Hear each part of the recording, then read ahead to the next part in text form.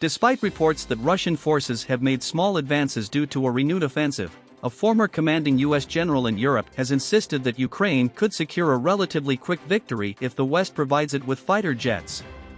Then Hodges predicted the planes could lead to a conclusive triumph for Kyiv within a year, but would take up to 5 based on the existing level of military support. The sooner we deliver them the capability to achieve a decisive outcome, the sooner that the war could be over, he told DW. Fears over training and runway compatibility issues did not make it unfeasible to provide Kyiv with the capability to use the aircraft, and praised the UK for being in the lead in providing several forms of military support to Ukraine. According to Jen Hodges, the only red line for US involvement in Ukraine is boots on the ground. And, in a view that taps into a key source of debate among commentators, he insisted that Kyiv must retake Crimea to preserve the international rules-based order and the UN Charter.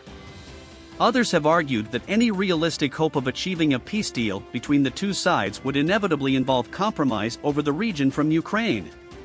Jen Hodges, who was in charge of U.S. forces in Europe from 2014 to 2018, said Russia did not have the capability to launch a major surge despite its current efforts to stage a significant offensive in the conflict. They don't have the armored forces, the ability to break through, he said, adding that the existing campaign was not going to change the overall operational environment in Ukraine. Ever since Russia's invasion of Ukraine almost a year ago, a multitude of commentators have suggested the decision was a major strategic error from Vladimir Putin.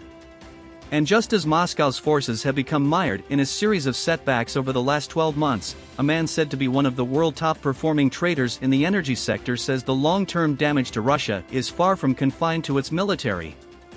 "I think Putin lost the energy war," Pierre Andorand said in an interview with the Financial Times. Very high natural gas and power prices in Europe were extremely bad for the world economy, but now they have come back to a more reasonable level.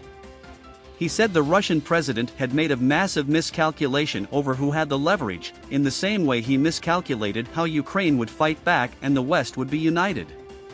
Russia has lost its biggest customer forever, and it will take at least a decade to bring enough pipelines to redirect those gas sales to Asia, he said.